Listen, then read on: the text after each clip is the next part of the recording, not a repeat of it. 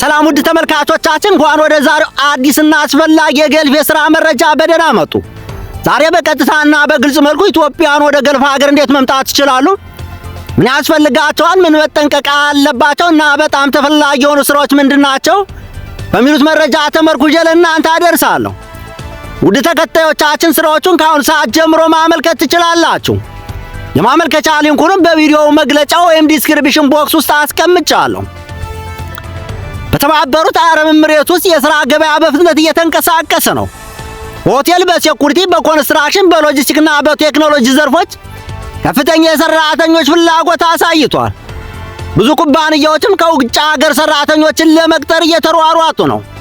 በተለይ በሆቴልና ቱሪዝም ዘርፍ ላይ አዳዲስ ፕሮጀክቶች ተከፍተዋል። ይህም ማለት በሃውስኪፒንግ፣ በሪሴፕሽን፣ በምግብና መጠጥ እንዲሁም የሴኩሪቲ ጋርድ እጅግ ተፈላጊ ሆኗል። በሳውዲ አረቢያ ደግሞ ትልልቅ የልማት ፕሮጀክቶች በመካሄድ ላይ ናቸው። በኮንስትራክሽን በኢንጂነሮች፣ ቴክኒሻሎችና ድራይቨሮች እና ስፔሻሊስቶች በብዛት እየተፈለጉ ነው። ከፍተኛ ደሞዝ ያላቸው የሙያ ዘርፎችም ተገልጸዋል። በኳታርና በሌሎች የገልፍ ሀገራት ደግሞ በሎጂስቲክስና በኢንፍራስትራክቸር ፕሮጀክቶች ስለሚቀጥሉ የሥራ ዕድሎች እየጨመሩ ነው። ይህ የሥራ ገበያ አዳዲስ በር እየከፈተ ነው። እንግዲህ ኢትዮጵያን እንዴት መምጣት ይችላል? መጀመሪያ የሥራ ዕድል ማግኘት አለባቸው። ኩባንያው የሥራውንና ቪዛ ያዘጋጃል። ከዚያ የሕክምና ምርመራና የደህንነት ሂደቶች ይከተላሉ። ሁሉንም ሂደት በሕጋዊ መሠረት መሆን አለበት። ሁለተኛ በቱሪስት ቪዛ መግባት አለ። ቢሆንም ግን ስራዎችን ማግኘትና ቪዛ መቀየር ሙሉ በሙሉ በሕጋዊ ሂደት መሆን አለበት። ሕግ መከተል እጅግ አስፈላጊ ነው።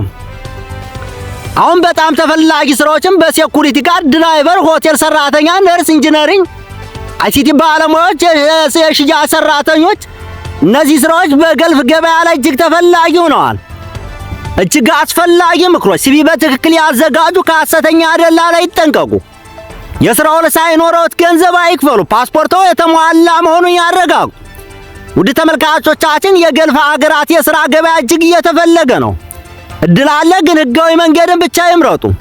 ውድ ተመልካቾቻችን ማመልከት ትችላላችሁ። ከዛሬ ጀምሮ እድልዎን ይጠቀሙ። በመጨረሻ ዛሬ ያቀረቡት የገልፍ የሥራ መረጃ ይህ ነው። እንደዚህ ያሉ አዳዲስ መረጃዎችን ለማግኘት ቻናላችን ይከታተሉ፣ ላይክ አድርጉ፣ ሼር አድርጉ። እኛም እውነተኛና ታማኝ መረጃ እናቀርባለን። ሰላማችሁ ይብዛ።